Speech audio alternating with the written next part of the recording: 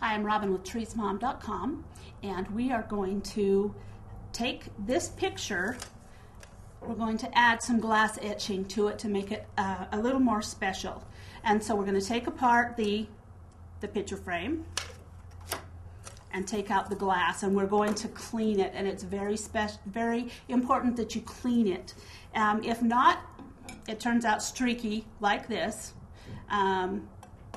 There are places where there's oils and things on the glass that make it so that the armor etch won't etch the glass. And you can't go back over it and redo it. So we're going to make sure that our glass is perfectly clean, and just regular glass cleaner is the way you do that.